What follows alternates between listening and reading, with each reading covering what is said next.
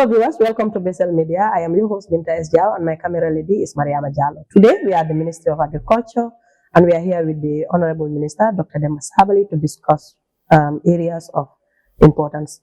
We are starting with a topic that has to do with the ferries. As we all are aware, President Adama Barrow on the 23rd of March presided over the commissioning of the Green Ferry at Barra Garage, and the Minister of Agriculture was also in attendance. So we want to hear his perspective about the project and how did he see, what is the importance of this ferry to the livelihood of the Gambian people. Hello, Honorable. Thank you very much, Besel Media, and thank you, journalist Jao, and for this platform and the opportunity. I will speak about the ferry based on the fact that the North Bank region of the Gambia is one of the most active agricultural zones, and the commissioning of the ferry, which is environmentally friendly ferry, solar powered, green ferry, by His Excellency the President, is something that is going to empower our farmers in the North Bank and is going to improve trade between the North Bank and Banjul and in the Combos. Because this is a region where we get a lot of vegetables from, a lot of place where we get a lot of other agricultural produce. So for me as Minister of Agriculture, my interest in this ferry is enormous. But also I'm the Deputy National President of NPP. So this ferry has been politicized before. And we are all fully aware when the ferry had an issue sometime last year, 2025, the opposition, which is very vile, led by Ousainou Darboe, made very sad comments and described the Gambia or the government of President Barrow as a failed state just because the ferry was down. And I think it's very unfortunate. And I said this in Barra, and I say it again. There are thousands of moving parts in a government. And just because the ferry is down and you classify the Gambia as a failed state, how many other thousands of things that are moving? The salaries are moving, the vehicles on the road, the energy, the water, everything else in the country was working except the ferry for no more than just a few days. And he described it as a failed government and a failed state. And I think my point here is a message to the opposition is, yes, now we have a brand new ferry. That is not a refurbished one. That is energy efficient. That is environmental and climate smart. Now Gambia it's never been a failed state, but this, I will use the word, Gambia is a success story. It's a success story led by President Adama Barrow. And I think the people of North Bank and the people of Banjul who use the ferry on a regular and daily basis are aware of the drive that President Barrow has injected into the economy of this region because of the arrival of this new ferry. And I think also I had Demba Sabally say that His Excellency being a president for 10 years and he bought only one ferry. This is very, very unfortunate. If they cannot acknowledge the effort of the government, they will go to the lowest point of just being sarcastic and describing this ferry as second-hand ferry. Or yes, he promised a bridge, but now he's bringing you a ferry. Even if we start building the bridge tomorrow, it will take 7 years to finish. So a responsible government like the government of President Barrow is not going to let the people of Barra or people of North Bank to suffer for 7 years just because we want to build a bridge. A responsible government will bring an infrastructure that will make life and livelihoods better.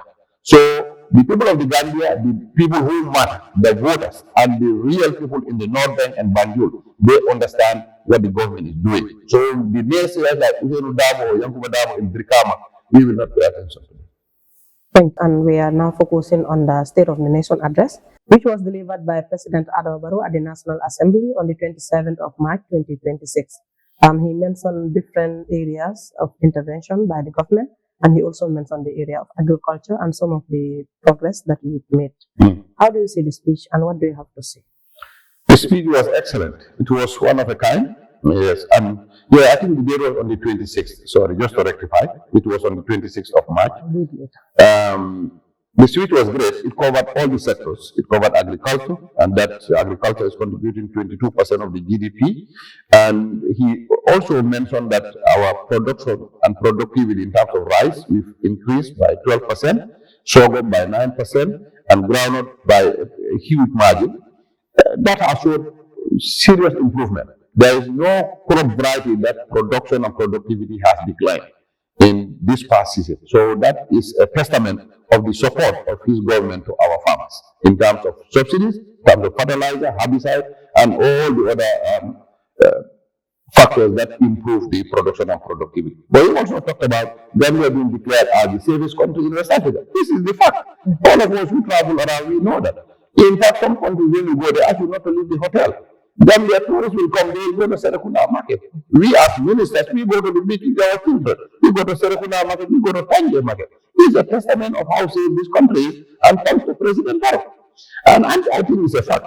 Again, he mentioned about these reforms in the sectors, all the bills that have been passed, dealing with governance, dealing with anti-corruption, dealing with transparency.